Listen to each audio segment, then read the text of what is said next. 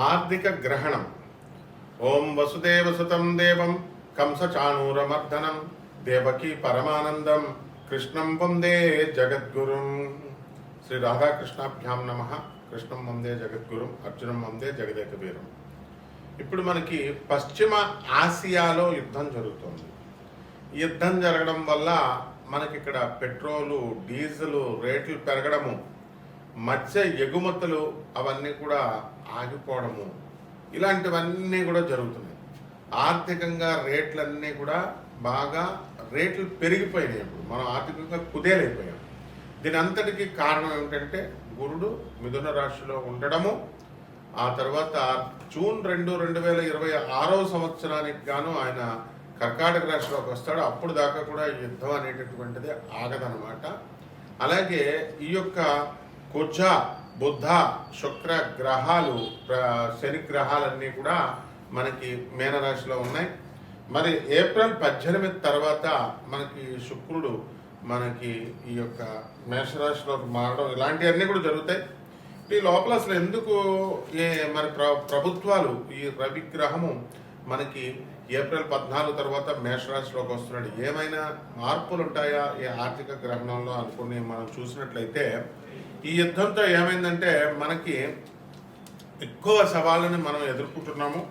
తర్వాత మన దేశం ముఖ్యంగా మనకు సంబంధం లేకపోయినప్పటికీ కూడా, అలాగే మన మూలధన పెట్టుబడులకు కానీ ఆర్థిక వ్యవస్థకు కానీ పెద్దగా మనకేమి నష్టం వాటిల్లలేదు.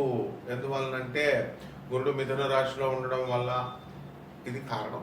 వాటిల్లలేదని సర్టిఫై చేసింది ఎవరండి? మన కేంద్ర ఆర్థిక శాఖ మంత్రి అయినటువంటి నిర్మలా సీతారామన్ గారు. కాబట్టి ఈ యుద్ధంతో నష్టపోయేటటువంటి రంగాల్ని ఆదుకోవడానికి అవసరమైనటువంటి నిధుల్ని, వాటికి అలాంటి ఇబ్బంది లేదని కూడా ఆమె భరోసా ఇచ్చారు. ఇది శనీశ్వరుడు ఇస్తాడు మనకి. శని మనకి ఈ యొక్క మీనరాశిలో ఉండి వక్రించి ఉన్నాడు. కాబట్టి ఇంకా అవసరమైతే ఇంకో స్టెప్ ఏం చెప్పారు? భారత రిజర్వ్ బ్యాంక్ RBI కీలక వడ్డీ రేట్లను తగ్గించేటటువంటి అవకాశాలు ఉన్నాయన్నారు. ఈ యొక్క బుధగ్రహము మనకి ఈ వెసులుబాటులు మనకు కలిగిస్తుంది. ఇప్పుడు మనం గమనించినట్లయితే ఏప్రిల్ 10లో మీనరాశిలోకి బుధగ్రహం ప్రవేశిస్తుంది. ఏప్రిల్ 30 వరకు అక్కడ ఉంటుంది. కాబట్టి ఏప్రిల్ 30 వరకు మనకి యుద్ధం నుంచి వచ్చేటటువంటి ఫలితాల నుంచి మనం తప్పించుకోలేము. ఆ తర్వాత మళ్ళీ ఏప్రిల్ 30 తర్వాత మేషరాశిలోకి వచ్చిన తర్వాత మే 14 వరకు మనకు ఆర్థిక సంక్షోభం ఉంటుందంటే యుద్ధం ఖచ్చితంగా జరుగుతూనే ఉంటుంది. ఇప్పుడు ట్రంప్ వార్నింగ్లు ఇచ్చినా, ఎన్ని ఫైనల్ వార్నింగ్లు ఇచ్చినా ఇరాన్ ఏమి అది లెక్క చేయడం లేదు. 45 రోజులు విరామం ఇస్తే చర్చలు పెట్టుకుంటూ ఉంటున్నారు. అయితే వాళ్ళు ఇరాన్ పెట్టేటటువంటి ఈ యొక్క ఆంక్షల్ని మన ట్రంప్ ఒప్పుకోవడం లేదు. కాబట్టి యుద్ధం ఇక్కడ క్లియర్గా మనకు తెలుస్తుంది. మే 14 వరకు సెటరేట్ కాదు ఈ ఆర్థిక ఇబ్బందులు, ఈ ఆర్థిక గ్రహణం. మే 14 తర్వాత ఎప్పుడైతే బుధుడు వృషభ రాశిలోకి వస్తాడో అక్కడి నుంచి ఆర్థిక పరిస్థితి బాగుంటుంది, రూపాయి విలువ పెరుగుతుంది కూడా. ఇప్పుడు మనకి ఏమైందండి రూపాయి విలువ అని అన్నప్పుడు మనం చూసుకుంటే ఈక్విటీ, ముంబై ఈక్విటీ అనూహ్యంగా రికవరీ చేసిందనమాట. ఈ యొక్క యుద్ధానికి తెరదించేటటువంటి క్రమంలో కాల్పుల విరమణకు ఇప్పుడు చర్చలు జరుగుతున్నాయి అని జస్ట్ ఒక వార్త వచ్చిందంటే నిన్న మొన్న రావడంతో ఆయిల్ ధరలు తగ్గినాయి చక్కగా. దానికి కారణం అదే. అలాగే రూపాయి బలపడింది. దీంతో ద్వితీయార్థంలో ఏమైందంటే బ్యాంకింగ్, IT షేర్లలో జోరుగా కొనుగోలు అనేటటువంటివి సాగడం ఈ రికవరీకి కొంచెం ఊరటనిచ్చింది. అలాగే సోమవారం రోజున ఏం జరిగిందంటే సెన్సెక్స్ పాజిటివ్గా ప్రారంభమైనా సరే ఇన్వెస్టర్లందరూ కూడా లాభాల స్వీకారానికి దిగడంతో రోజంతా భారీ ఆటుపోట్లకు లోనైంది. చివరికి 787.30 పాయింట్ల లాభంతో 74,106.85 వద్ద ముగిసిందనమాట. సో నిఫ్టీ ఏమైందంటే 255.15 పాయింట్లు లాభపడి 22,968.25 వద్ద క్లోజ్ అయింది. కాబట్టి దీనివల్ల ఏమిట్రా మనకు అర్థమైంది అంటే 14 పైసలు మనకి లాభపడింది అనమాట రూపాయి.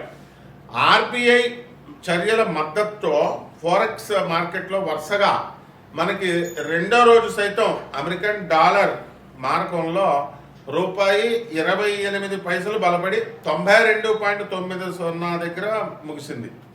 ఒక దశలో ఏమైందో తెలుసా, రూపాయి ఇంట్రాడే గరిష్ట స్థాయి 92.79 కూడా తాకింది. ఇదంతా కూడా ఆర్థికంగా గ్రహణాల ఇది. కాబట్టి మనం ఏం చేయాలంటే వడ్డీ రేట్లు తగ్గించే అవకాశం ఉంది. అలాగే మనకి ఈ ఆర్థిక క్రమశిక్షణ అనేటటువంటిది మనం అలవాటు చేసుకున్నాం భారత ప్రభుత్వం. కాబట్టి ఆర్థిక క్రమశిక్షణ విధానాలు ఈ యొక్క వీటిలో అన్నీ కూడా మనకి డబ్బులు పడిపోయినా సరే భారతీయ ప్రజలందరూ కూడా దీనికి దోహదపడుతున్నాయి ఎక్కువ నష్టపోకుండా. దీనివల్లే మనకి పెట్రోల్, డీజిల్, ఎక్సైజ్ సుంకాలు తగ్గించడం, అలాగే కీలక పెట్రో రసాయన ఉత్పత్తులకి దిగుమతి సుంకాలు మినహాయించారు.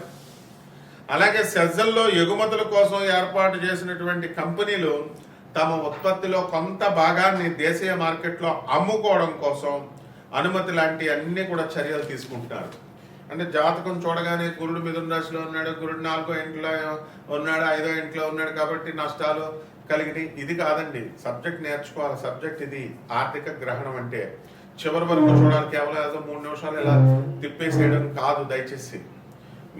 దీనివల్ల మనకి ఇప్పుడు ఏం జరుగుతుంది, ఇప్పుడు గ్రహస్థితిని కనుక మనం చూసుకున్నట్లయితే ఈ యొక్క రవి గ్రహము మనకి ఏప్రిల్ 14న మేషరాశిలోకి వెళ్తున్నాడు, మే 15న వృషభ రాశిలోకి వస్తున్నాడు. అక్కడి నుంచి బాగుండదు. మే 15 వరకు కూడా మనకి ప్రభుత్వం సరైనటువంటి నిర్ణయాలు తీసుకోలేకపోతే, ఏ ప్రభుత్వం అయినా వరల్డ్ అక్కడ అమెరికా అయినా, జూన్ 15 తర్వాత మిథున రాశిలోకి వస్తున్నాడు. అలాగే శుక్రుడిని మనం తీసుకున్నప్పుడు మార్చి 25వ తేదీ